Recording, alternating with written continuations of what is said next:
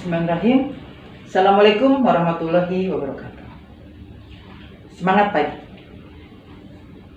Kita bertemu lagi dengan saya, Penny Triastuti dari SMP Negeri 272 Jakarta. Pada mata pelajaran Pendidikan Pancasila dan Kewarganegaraan. Pada kali ini kita akan belajar tentang Undang-Undang Dasar Negara Republik Indonesia tahun 1945. Materi pokoknya adalah tentang perumusan dan pengesahan Undang-Undang Dasar Negara Republik Indonesia tahun 1945. Namun sebelum itu, marilah sama-sama kita menundukkan kepala sejenak, memohon kepada Yang Maha Kuasa agar pelajaran pada kali ini dapat berjalan dengan lancar, memberikan manfaat bagi diri kita dan bagi orang-orang di sekitar kita, bagi bangsa dan negara kita. Siap? Berdoa mulai.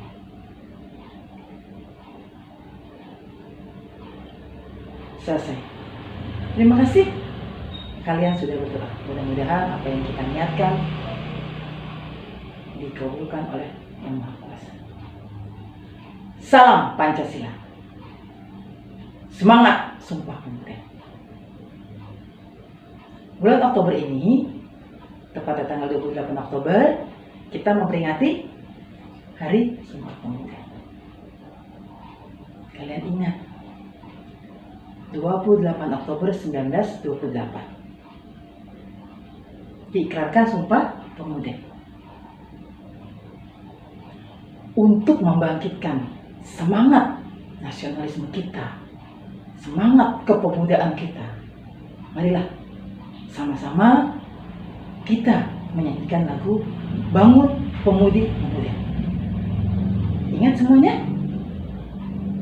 Pasti ingat. Yuk kita berdiri semuanya.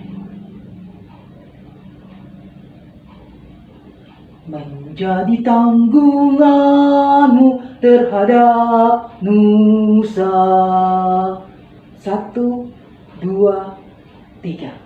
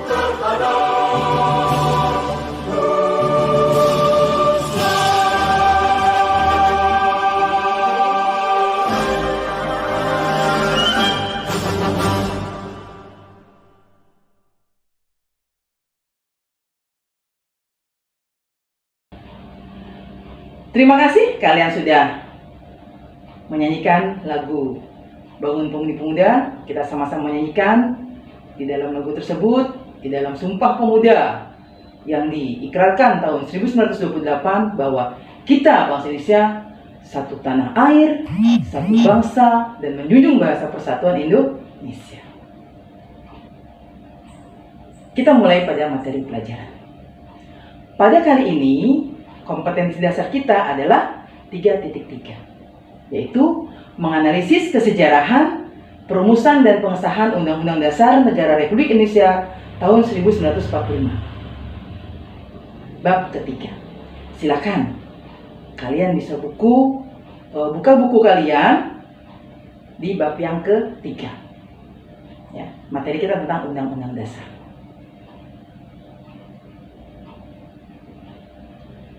Tujuan pembelajaran pada hari ini ada ada 7.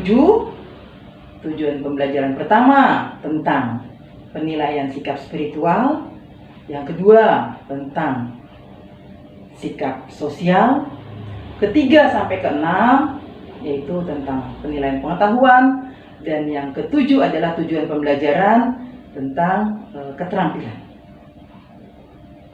Silakan kalian baca mengenai tujuan pembelajaran ini. Inilah yang akan kita capai pada materi pembelajaran pada hari ini. Adapun karakter bangsa yang Ibu tanamkan pada kali ini ada 5. Religius, nasionalis, mandiri, gotong royong, dan integritas. Ya. Jadi kalian menjadi manusia yang bertakwa terhadap Tuhan, mempunyai jiwa yang nasionalis, mempunyai jiwa mandiri, kemudian juga selalu bergotong royong atau bekerjasama, dan memiliki integritas yang sangat kuat. Ya, percaya diri dan memenuhi janji dan setia kepada bangsa dan negara. Ya. Nah, barulah kita mulai kepada materi yang pertama. Ya. Sebelum sampai kepada Undang-Undang Dasar, ya, kita bahas mengenai konstitusi. Apa itu konstitusi? Di sini ada 4 istilah dari berbagai macam bahasa. Dari bahasa Inggris, bahasa Belanda, bahasa Jerman, dan bahasa Latin. Dari bahasa Inggris yaitu Constitution. Dari bahasa Belanda, Constitute. Dari bahasa Jerman, Constitutio. Dan dari bahasa Latin, Constitutio. Keempat istilah tersebut itu mempunyai arti yang sama, yaitu apa? Undang-undang dasar atau hukum dasar.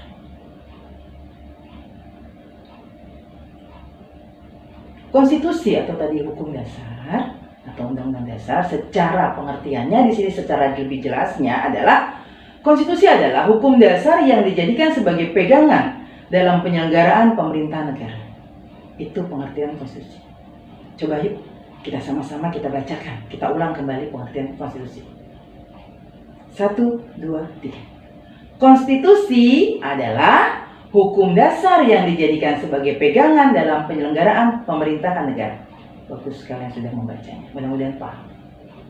Nah, konstitusi dalam suatu negara itu merupakan hukum yang paling tinggi dan mempunyai sifat yang fundamental, sehingga karena dia hukum yang paling tinggi dalam suatu negara, maka ada peraturan-peraturan yang di bawah dari konstitusi atau undang-undang dasar tersebut tidak boleh bertentangan dengan konstitusi atau undang-undang dasar. Jadi dia peraturan penting. Peraturan di bawahnya melihat peraturan di atasnya. Tidak boleh bertentangan. Konstitusi terbagi menjadi dua, tertulis dan tidak tertulis.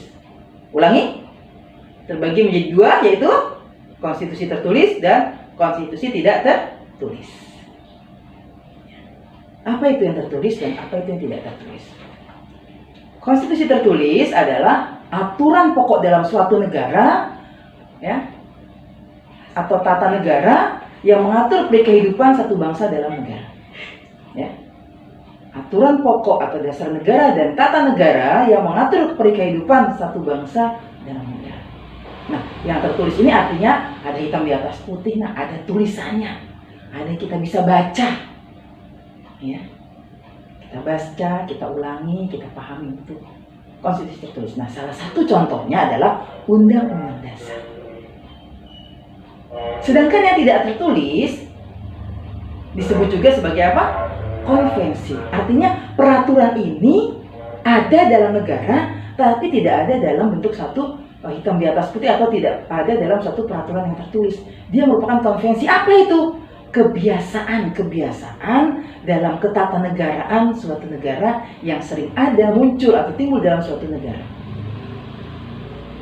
Walaupun tidak tertulis, tapi kebiasaan ini, konvensi ini tetap digunakan dalam negara tersebut. Kenapa digunakan? Karena dianggap baik, dianggap benar, dan bermanfaat. Contoh, pelaksanaan musyawarah mufakat di MPR. Kita tahu di dalam Undang-Undang Dasar 1945 bahwa keputusan MPR itu berdasarkan suara terbanyak. Tapi diupayakan karena sesuai dengan Pancasila sila keempat bahwa segala keputusan menggunakan musyawarah mufakat. Ya. Diupayakan seperti itu. Yang kedua contohnya adalah pidato kenegaraan Presiden Republik Indonesia setiap tanggal 16 Agustus. Satu hari menjelang HUT RI 17 Agustus 19 memperingati 17 Agustus 1945, ya, jadi satu hari menjelang peringatan 17 Agustusnya, Presiden Indonesia memberikan pidato kenegaraan. Nah, itu adalah contoh-contoh dari konvensi atau yang konstitusi tidak tertulis. Tetap ada, tetap digunakan, dianggap baik, benar, dan bermanfaat. Maka kita sekarang akan membahas tentang Undang-Undang Dasar. Sebelum kita membahas kepada Undang-Undang Dasar itu sendiri, kita lihat pada materi yang bab yang pertama. Kita lihat pada materi yang pertama. Bab pertama tentang apa? Tentang dasar negara. Tentu masih ingat siapa yang merumuskan dasar negara Indonesia, Pancasila? Siapa? Ya, betul. BPUPKI. Apa tugasnya pada waktu itu? Tugasnya adalah menyelidiki persiapan-persiapan kemerdekaan Indonesia. Nah, BPUPKI mengadakan sidang 2 kali. Sidang pertama 29 Mei sampai 1 Juni 1945 membahas tentang rumusan dasar negara. Kalian sudah paham materi di bab yang pertama. Nah, sidang yang kedua BPUPKI dilaksanakan tanggal 10 sampai 16 Juli 1945. Apa yang dibahas? Yaitu mereka membahas mengenai rancangan hukum dasar atau rancangan undang-undang dasar. Pada sidang kedua inilah materi kita hari ini akan kita bahas tentang undang-undang dasar, tentang pembahasan rancangan undang-undang dasar atau hukum dasar oleh BPUPKI. Pada sidang kedua tanggal 10 sampai 16 Juli 1945, ya, anggota BPUPKI bersidang. Kalian lihat di foto sini, itu adalah gambar para anggota BPUPKI sedang mengadakan sidang. Nah, dalam sidang-sidang BPUPKI itu dibentuk lagi panitia-panitia. Yang pertama dibentuk panitia hukum dasar yang beranggotakan 19 orang dengan ketuanya adalah Insinyur Soekarno. Dalam panitia tersebut dibentuk lagi suatu panitia yang namanya adalah panitia kecil yang diketuai oleh Supomo. Masih ingat tentunya siapa Supomo? Adalah salah satu pendiri negara yang mengusulkan rumusan dasar negara pada sidang BPUPKI yang pertama. Nah, ini panitia kecil inilah yang diketuai oleh Supomo. Dan perlu kalian ingat, nak, dalam sidang-sidang BPUPKI yang pada waktu itu kita masih berada dalam masa penjajahan Jepang, tapi para pendiri negara mempunyai semangat yang tinggi untuk mempersiapkan kemerdekaan Indonesia. Ya, walaupun masih dalam masa penjajahan, tapi mereka tetap berusaha semaksimal mungkin dalam sidang tersebut, ya, tetap mengedepankan rasa kekeluargaan, rasa tanggung jawab, cermat dan teliti, serta saling menghargai di antara para anggota BPUPKI yang tentunya pada waktu itu mereka terdiri dari berbagai macam suku, agama, dan golongan. Setelah sidang BPUPKI yang kedua, mereka selesai. Mereka kemudian anggota BPUPKI dibubarkan dan tanggal 7 Agustus diganti menjadi PPKI. Ya. Nah, sekarang apa sidang-sidang di dalam BPUPKI tersebut? Mereka para anggota itu berhasil merumuskan dan membahas tentang rumusan yang seperti apa Undang-Undang Dasar. Nah, ini apa yang berhasil dibahas oleh panitia kecil pada tanggal 13 Juli 1945? 1.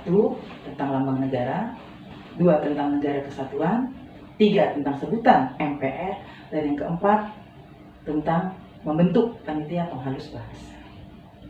Yaitu bahwa penghalus bahasa artinya apa? Memperbaiki bahasa-bahasa dalam rancangan tersebut menjadi lebih baik dan lebih bagus. Kemudian apa hasil sidang BPUPKI pada tanggal 14 Juli 1945? Yaitu mereka berhasil membahas dan menghasilkan pasal-pasal dalam Undang-Undang Dasar tersebut berjumlah 42 pasal. 42 pasal ini diantaranya ada 5 pasal tentang aturan peralihan dan juga mengenai aturan tambahan. Lalu, apa hasil sidangnya pada tanggal 15 Juli 1945? Pada tanggal ini, para anggota BPUPKI mendengarkan penjelasan dari Soekarno mengenai naskah yang sudah dihasilkan pada sidang sebelumnya. Jadi naskah-naskahnya dibacakan, rancangannya dibacakan, ya, dijelaskan seperti apa dari pembukaan sampai kepada pasal-pasal dan juga sampai kepada aturan tambahannya, ya. Dan yang memberi tanggapan ada 2 orang, yaitu Muhammad Hatta dan Supomo.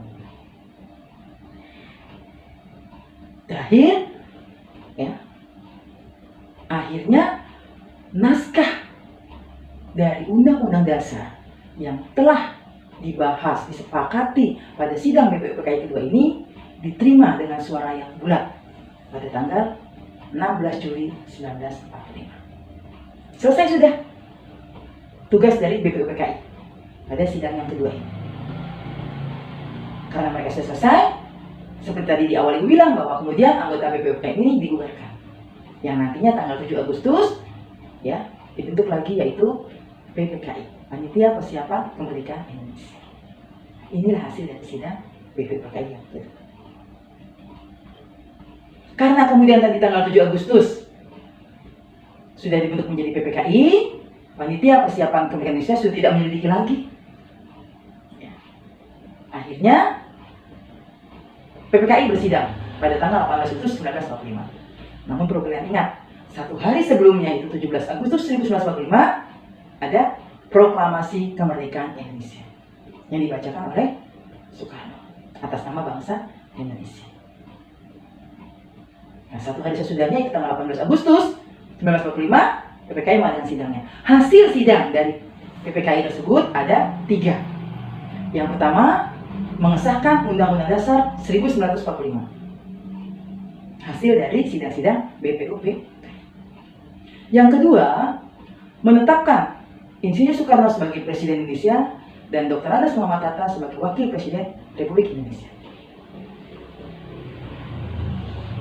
3. Membentuk Komite Nasional Indonesia Pusat atau KNIP. Tugasnya adalah membantu tugas PPKI, membantu kemerdekaan Indonesia yang baru saja dimerdekakan. Inilah 3 hal, 3 hasil sidang dari PPKI pada sidang tanggal 18 Agustus 1945. Bagaimana sistematikanya? Sistematikanya ada 3, yaitu pembukaan, batang tubuh, dan penjelasan.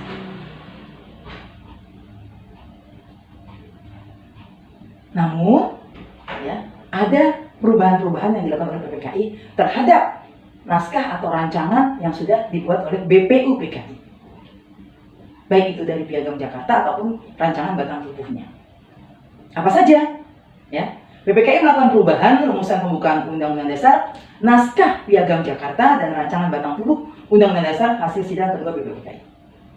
Apa saja perubahannya? Yang pertama,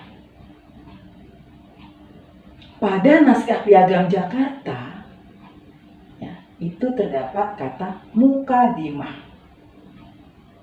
Mukadimah ini diganti menjadi pembukaan. Sehingga di dalam pembukaan Undang-Undang Dasar 1945 menjadi pembukaan. Setiap hari Senin ketika kalian upacara dibacakan. Ini yang pertama. Yang kedua,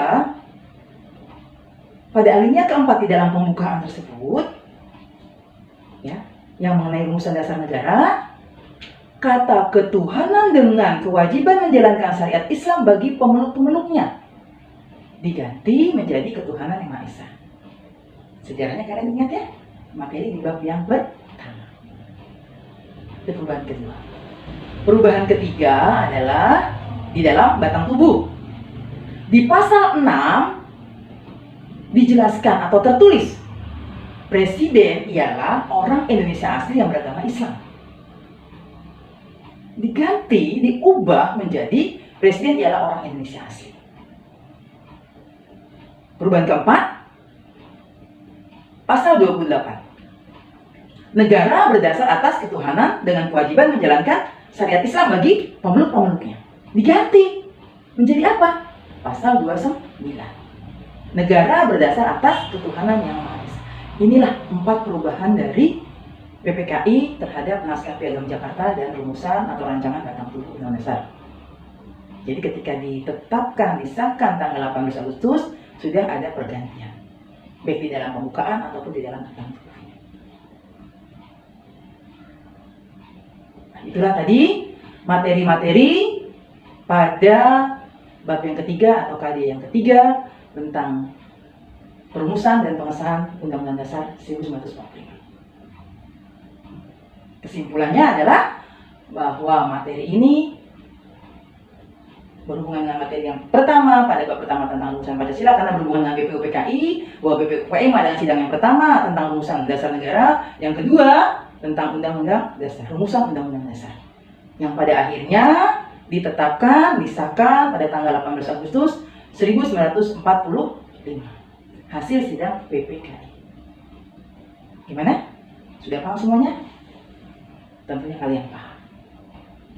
Nah, untuk lebih memahami lagi, Ibu akan berikan penilaian pengetahuan. Ada 5 soal yang harus kalian kerjakan. Jawab soal-soal berikut ini. Jangan lupa, kerjakan di buku, tulis PPKN-nya, tulis identitas. Dari tugas ini apa, materinya bab apa, tulis nama, kelas, dan tanggal dari penugasan. Ini adalah 5 soal yang harus kalian jawab. Saat ini juga silakan kalian kerjakan. Untuk lebih paham, silakan baca buku paketnya bab ketiga, kamu buka kembali materi media pada hari ini, atau kalian cari sumber lainnya yang berhubungan dengan materi kita. Kamu paham? Kerjakan, kumpulkan. Tepat pada waktunya. Baik, nah inilah materi pembelajaran PPKN kita pada hari ini.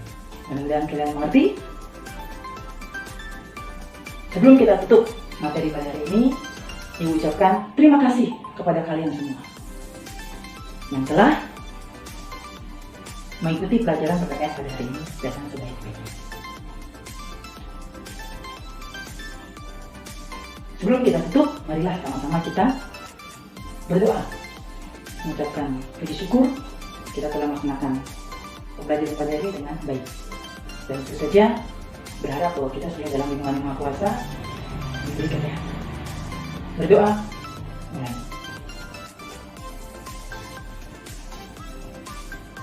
Selesai? Terima kasih. Tetap semangat. Jaga jarak. Gunakan masker ketika keluar rumah dan rajin mencuci tangan. Assalamualaikum warahmatullahi wabarakatuh. Sampai jumpa.